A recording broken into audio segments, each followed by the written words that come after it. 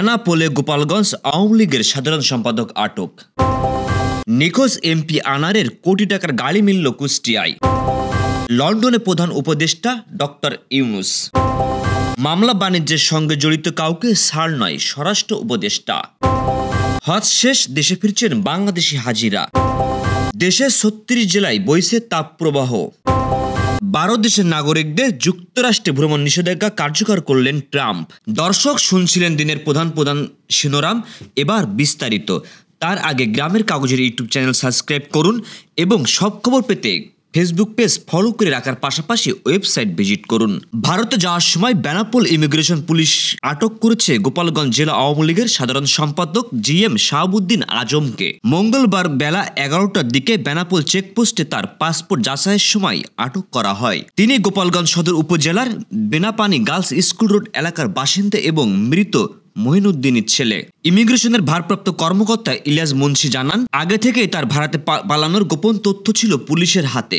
সেই অনুযায়ী বেনাপোল ইমিগ্রেশন বিভাগ সতর্ক ছিল। তদন্তে জানা গেছে তার নামে যাত্রাবাড়ি থানায় হত্যা মামলা সহ একাধিক মামলা রয়েছে। গোপালগঞ্জ সদর থানাতেও রয়েছে আরেকটি হত্যা মামলা। বেনাপোল পোর্ট থানার ওসি রাসেল মিয়া জানিয়েছেন, ইমিগ্রেশনের মাধ্যমে আটক আসামিকে আইনগত প্রক্রিয়ায় গোপালগঞ্জ থানা পুলিশের কাছে হস্তান্তর করা হবে।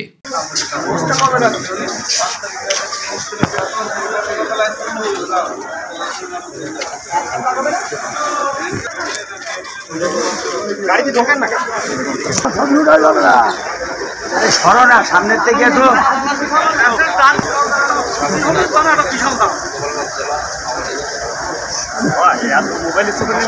তো মোবাইল চালালে হয়।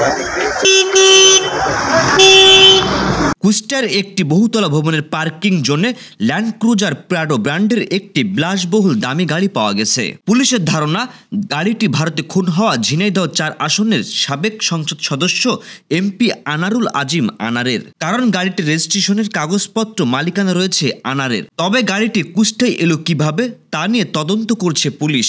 সোমবার রাত 12:30টার দিকে কুষ্টিয়া পুলিশ সুপারের কার্যালয়ের সামনের একটি বহুতল ভবনের পার্কিং জোন থেকে গাড়িটি উদ্ধার করে কুষ্টিয়া মডেল থানা পুলিশ। এ সময় গাড়ি থেকে গাড়ির কাগজপত্র, সংসদ সদস্য ও সিআইপি স্টিকার উদ্ধার করে পুলিশ। কালো রঙের গাড়িটির নম্বর ঢাকা মেট্রো ঘ 1260। সাবেক শিক্ষামন্ত্রী নুরুল ইসলাম নাহিদের গাড়ি রাখা আছে টাওয়ারের গ্যারেজে, এমন খবরে ভিড় জমায় লোকজন। পরে পুলিশে খবর দেয় স্থানীয়রা। পুলিশ গাড়ি থেকে যেসব কাগজপত্র উদ্ধার করেছে তার মধ্যে সংসদ সদস্যের স্টিকার রয়েছে। এই গাড়ি চালক শান্ত কুষ্টিয়া জেলা আওয়ামী লীগের সাধারণ সম্পাদক আসগর আলীর গাড়ি চালক ছিলেন একসময়। তিনিই গাড়ি থেকে কাগজপত্র ও স্টিকার দেন পুলিশকে। গাড়ির কাগজপত্র দেখে বোঝা যায় যে গাড়ির মালিক ঝিনাইদহ ৪ আসনের সাবেক সংসদ সদস্য আনারুল আজিম আনার। বাংলাদেশের অন্তর্বর্তী সরকারের প্রধান উপদেষ্টা ডক্টর মোহাম্মদ ইউনূস ৪ দিনের সরকারি সফরে বর্তমান লন্ডনে অবস্থান করছেন। মঙ্গলবার স্থানীয় সময় সকাল 7:05 হিথ্রো আন্তর্জাতিক বিমানবন্দরে পৌঁছান। তার সফরের খবর নিশ্চিত করেছেন প্রধান উপদেষ্টার উপপ্রেস সচিব আবুল কালাম আজাদ। এর আগে সোমবার সন্ধ্যা 7:30টায় তিনি ঢাকা ত্যাগ করেন। সফরে ডক্টর ইউনূসের সঙ্গে রয়েছেন বাংলাদেশ ব্যাংকের governor doctor Ahsan S Mansur এবং দুর্নীতি দমন কমিশনের চেয়ারম্যান ডক্টর আব্দুল মোমেন।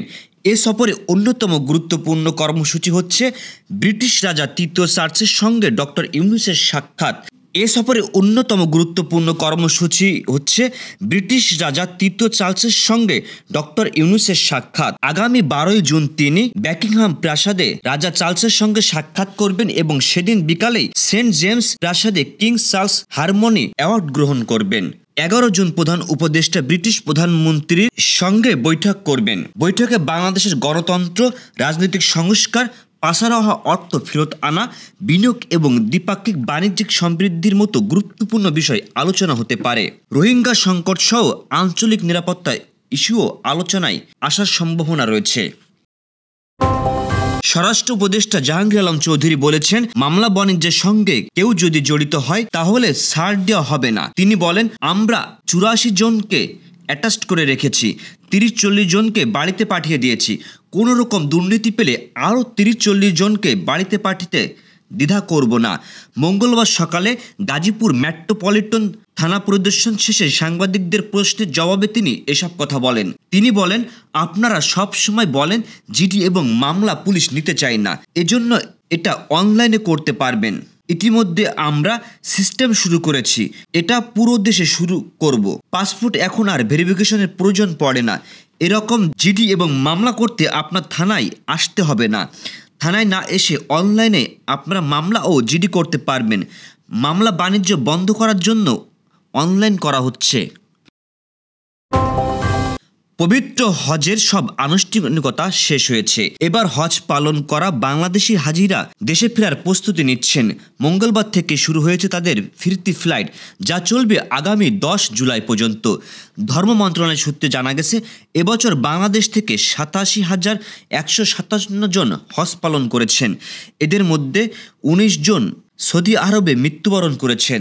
চলতি হজ মৌসুমে সৌদি আরব মন্ত্রণালয় কঠোর ব্যবস্থা নিয়েছে। হজের অনুমোদন না থাকা সত্ত্বেও কার্যক্রম চালানো 436টি ভুয়া হজ এজেন্সি বন্ধ করে দেওয়া হয়েছে এবং আইন লঙ্ঘনের অভিযোগে 462 জনকে গ্রেপ্তার করা হয়েছে।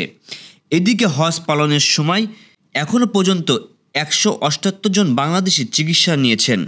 এছাড়াও আরও 19 জন এখনও সৌদি আরবের বিভিন্ন সরকারি হাসপাতালে চিকিৎসাধীন। এবছর হজ অনুষ্ঠিত হয় 5 জুন। হজ যাত্রীদের সৌদি যাত্রা শুরু হয় 29 এপ্রিল এবং শেষ ফ্লাইট ছিল 31 মে। দেশের 36 জেলার উপর দিয়ে বইছে মৃদু তাপপ্রবাহ। আগামী 24 ঘন্টায় তাপপ্রবাহের এমন দাপট থাকতে পারে বলে দুঃসংবাদ দিয়েছে আবহাওয়া অধিদপ্তর।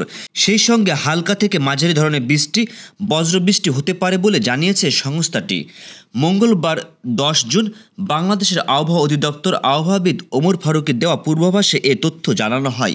পূর্বাভাসে বলা হয়েছে, মঙ্গলবার ফরিদপুর, মাদারীপুর, টাঙ্গাইল, চাঁদপুর, ফেনী ও পটুয়াখালী জেলাসহ রংপুর, রাজশাহী, ময়মনসিংহ ও খুলনা বিভাগের উপর দিয়ে মৃদু তাপপ্রবাহ বয়ে যাচ্ছে।